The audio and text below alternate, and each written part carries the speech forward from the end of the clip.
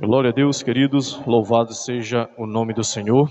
Estamos aqui para dar continuidade ao nosso estudo da Epístola de Tiago e eu tenho plena certeza que será de grande valia para nós. Nós já vimos a primeira parte, agora nós vamos ver aqui a segunda parte, aonde Tiago vai nos orientar em meio às provações e circunstâncias adversas da vida, como nós devemos agir em sabedoria diante das provações e circunstâncias adversas da vida. Amém? Então, querido, deixa eu dizer uma coisa interessante para você. O alvo do nosso Deus em nós é a maturidade. Não se esqueça disso. Deus nos prova para nos desmamar das nossas atitudes infantis que muitos de nós temos. Então Deus ele vai trabalhar em nós, no nosso caráter, para desmamar, para tirar a infantilidade, tirar a meninice que está dentro de nós. E para isso ele vai usar provações, provas, circunstâncias adversas para nos tornar um crente mais maduro. Deus tem suas maneiras de trabalhar em nós, para que possamos alcançar esta maturidade. Vou dar alguns exemplos aqui. Deus trabalhou 25 anos na vida de Abraão, tá? Para que ele pudesse receber de Deus a promessa de um filho, mas foi 25 anos. E você pode perceber ali do capítulo 12 até o capítulo 22 de Gênesis, você vai ver muitas atitudes infantis de Abraão, que Deus trabalhou, que Deus teve que arrancar diante das provas, diante das circunstâncias, para que ele estivesse pronto para receber a sua promessa. Da mesma forma, Deus trabalhou na vida de José durante 13 anos, para que ele fosse desmamado de certas atitudes infantis que ele tinha, para que ele um dia se tornasse o quê? Governador do Egito. Então Deus tem suas maneiras, Deus tem suas formas para trabalhar no nosso caráter. Deus trabalhou durante 80 anos na vida de Moisés, para que ele se tornasse um líder por excelência, para que ele conduzisse uma grande nação que ele ia conduzir até a terra de Canaã. Mas para isso, Deus teve que desmamar Moisés, para que ele se tornasse um líder maduro. Talvez alguns de nós estamos passando por esse processo de desmame, para que a gente possa se tornar um obreiro aprovado para a glória de Deus. Agora vamos ver o que Tiago nos orienta diante das provações, de que atitude nós devemos tomar. Primeiro, em situações fora do controle, devemos pedir sabedoria. Está no versículo 5 até o versículo 8, onde Tiago diz que nós devemos pedir a Deus e Ele vai o quê? Nos dar. Para que diante dessa situação a gente possa nos sair dessa situação adversa a qual nós nos encontramos. E você pode perceber, querido, um exemplo disso está lá em 2 Crônicas, capítulo 20, quando Josafá se encontrou numa situação muito adversa. E o único meio, o único caminho, a única porta que ele encontrou foi buscar Deus em oração, para pedir graça, para que ele saísse daquele momento tão difícil que ele se encontrou. E você percebe ali em 2 Crônicas, capítulo 20, que foi Deus que lutou a batalha de Josafá, porque ele se entregou a Deus, ele pediu sabedoria a Deus para que ele saísse daquela situação. E nós também encontramos no livro de 2 Reis, quando Salomão foi empossado rei, diante logo de uma primeira situação, ele foi colocado, duas mulheres que queriam, cerrar o seu, queriam que o rei matasse a criança e desse um pedaço para uma e outro pedaço para outra, mas Salomão, diante daquela situação ali, observou aquilo e ele disse, então vamos encerrar essa criança. A verdadeira mãe disse o quê? Não faça isso, entregue para ela. De imediato ali a gente percebe que Salomão teve sabedoria para saber quem era a verdadeira mãe. E essa sabedoria ela só vem de onde? Do alto, do alto.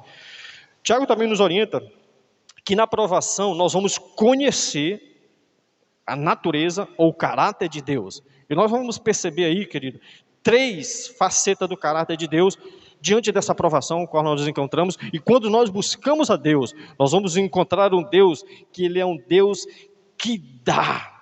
Quando o seu povo pede, quando o seu povo busca, Ele é um Deus que dá. Porque o próprio texto está dizendo, peça a Deus que a todos dá liberalmente. Então, quando o povo busca, quando o povo clama por Deus, Ele dá graça e sabedoria para o povo sair diante dessa grande situação a qual ele se encontra. Outro caráter, natureza de Deus que nós vamos encontrar aí, é um Deus da fonte, tá?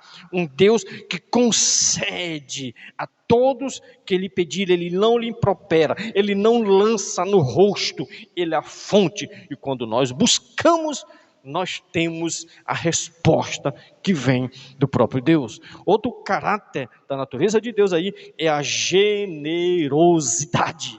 É um Deus generoso, é um Deus que atende, é um Deus que ouve o seu povo para a glória dele.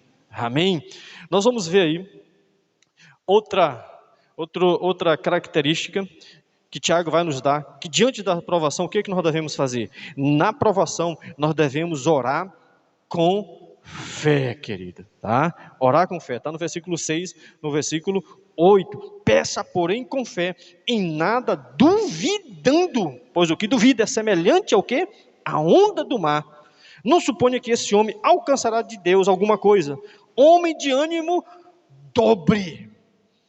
Então nós não devemos ser como uma onda, nem como um homem que tem pensamentos inconstantes, que fica cocheando sobre dois pensamentos. Nós devemos ser pessoas que tenham fé, que acredite de que Deus vai atender de acordo com a vontade dEle, não de acordo com a nossa vontade, porque toda vontade tem que ser e tem que partir da fonte que é Deus.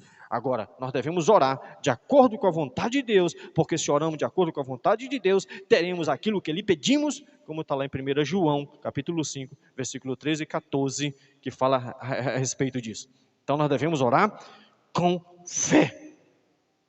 Tiago também nos orienta que diante da provação, número 4, na provação e circunstâncias adversas da vida, devemos nos alegrar com as riquezas espirituais. Veja o que diz aí no versículo 9 e 11. O irmão, porém, de condição humilde, glorie-se na sua dignidade, e o rico na sua insignificância, porque ele passará como a flor da erva, porque o sol se levanta como ardente calor, e a erva seca, e a sua flor cai e desaparece, e a sua formosura e o seu aspecto, assim também se murchará o rico em seus caminhos. Então você percebe aí que Tiago vai nos orientar que o servo de Deus, ele deve se gloriar nas riquezas espirituais em Deus, porque tudo aqui na terra tem o seu tempo determinado e passará como a flor que é verde, murcha e se seca com muita naturalidade. Um exemplo disso está lá em Lucas 16, 19 a 30, quando fala daquele homem que era rico, abastado, mas chegou o dia da sua morte, foi sepultado e levado para o inferno, enquanto o pobre Lázaro, que era um homem que estava alegre com as coisas espirituais de Deus,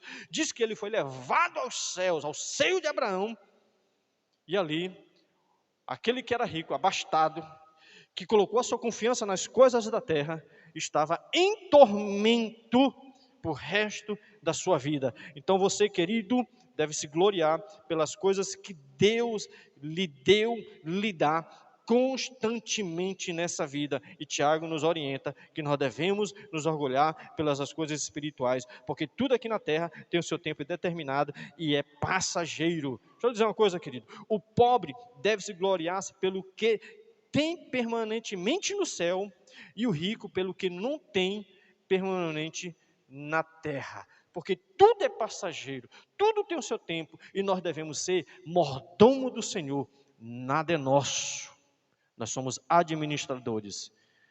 Tudo que Deus colocou aqui na nossa mão para cuidar, nós devemos cuidar de forma honrosa para a glória de Deus, e não tomar posse daquilo que nada é nosso, porque o corpo volta ao pó e o espírito volta àquele que deu, que é Deus. Quinto, querido, na provação devemos estar com os olhos fitos na promessa. Veja o que diz o versículo 12. Bem-aventurado o homem que suporta com perseverança a provação, porque depois de ter sido aprovado, receberá a coroa da vida, o qual o Senhor prometeu aos que amam. Então, o servo de Deus, ele deve estar com seus olhos fitos na promessa, não nas coisas circunstanciais e passageiras aqui da terra. Lá em Apocalipse 2:10, Jesus escrevendo para aquelas igrejas, as 7 igrejas, ele diz, ó, ser fiel até a morte e dar-te-ei a coroa da vida. Oh, aleluia. Nós devemos estar com os nossos olhos fitos na promessa do nosso Deus, querido. Naquilo que Deus já garantiu para todo o seu povo, que o dia nós vamos reinar com Ele no céu de glória, para todo sempre. E às vezes as pessoas estão muito preocupadas com as coisas circunstanciais, em adquirir, em possuir, mas não estão com seus olhos fitos naquilo que Deus já garantiu para a sua igreja, de que ela vai se deleitar com Ele na eternidade, para todo o sempre. Se você for ver aí em 2 Coríntios, capítulo 4, olha o que diz aí, querido, é algo fantástico, é algo maravilhoso. 2 Coríntios, capítulo 4, diz algo tremendo, versículo 17, porque a nossa leve e momentânea tribulação produz para nós eterno peso de glória, acima de toda comparação.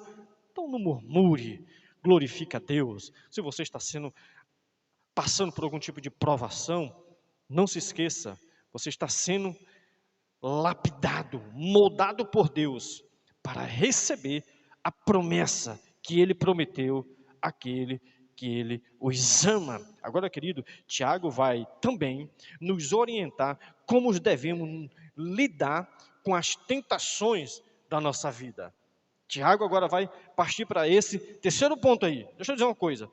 Uma pessoa madura é paciente nas provações. Uma pessoa imatura transforma provas em tentações. E isso aqui é uma realidade muito grande. Pessoas maduras, elas transformam, sabe, a prova em algo produtivo, positivo para ela, mas uma pessoa imatura vai transformar as provas em tentação. Olha o que diz o escritor, comentarista da Bíblia, Warren Wiersbe, diz que provas são testes enviados por Deus e tentações são armadilhas enviadas por Satanás. Então aí nós já vemos a grande diferença. Provas são algo enviado por Deus para a nossa promoção. E tentações são algo enviado por Satanás para a nossa destruição, querido. Agora, veja o que diz o versículo 13 aí, ó. Ninguém ao ser tentado diga, sou tentado por Deus. Deus não tenta ninguém, querido. Deus é bom, Deus é amoroso, Deus é um Deus que cuida do seu povo. Mas nós temos aí um arco inimigo que está ao nosso redor para nos tentar 24 horas, para nos devorar. Só que ele não é o leão da tribo de Judá. Ele é um cachorro sarnento que quer destruir os servos de Deus. Mas aquele que é de Deus, o maligno não lhe toca, porque Deus nos guarda para a glória dele. Aleluias, glórias ao Senhor. Tiago vai dizer, querido, algo bastante interessante com relação à tentação. Que a tentação, ela vem atiçada pelo pecado. E o pecado na vida de qualquer pessoa, ele é um processo. Não é de uma hora para outra que a pessoa caiu. Alguns dizem assim, eu adulterei, foi assim do nada. Não, é um processo. E Tiago vai nos dizer aqui que esse pecado que está assediando os servos de Deus, assediando aqueles que foram comprados pelo sangue de Jesus, ele tem processo, nós devemos ter muito cuidado. Primeiro processo desse estágio, qual é? Está no versículo 14 aí, que ele diz assim, ao contrário, cada um é tentado pela sua própria cobiça, desejo e cobiça. Cobiça é a tentativa de satisfazer um desejo fora da vontade de Deus. A cobiça é a tentativa de satisfazer um desejo fora da vontade de Deus. Querido, nós devemos ter muito cuidado, porque nós vamos ser atiçados pela cobiça, e é algo que vai com certeza contra a vontade do nosso Deus. Precisamos estar atentos com o que está ao nosso redor, que possa nos levar a um desejo ao ponto de nós cobiçarmos, e ali nós estaremos também debaixo de um juízo de Deus. O processo do pecado, ele também vem pelo engano. Versículo 14 diz assim, quando esta o atrai e seduz. Olha o que ele diz aí. Então vem pelo engano, pela sedução. Tiago usa a figura aí do caçador, querido. E o caçador é aquele que arma armadilha para pegar a sua presa. E nós sabemos que Satanás está 24 horas, como aquele caçador, que não tira férias, que está 24 horas, armando as suas arapucas, armando as suas armadilhas, para nos devorar. Então é por isso que você precisa ter muito cuidado, porque de repente ele está dando um desejo, e você começa a cobiçar, tá? E ele começa a armar a armadilha, para que depois você seja enganado, seduzido, e depois morto. E isso Deus não quer que aconteça com você e nem comigo. Então, ele também usa aí a figura do pescador, que coloca a isca para seduzir a sua presa. Ele é ardiloso, ele é estratégico, e ele vai fazer de tudo para derrubar você. Você percebe ali um exemplo bem prático, quando Ló e Abraão teve que se separar um do outro.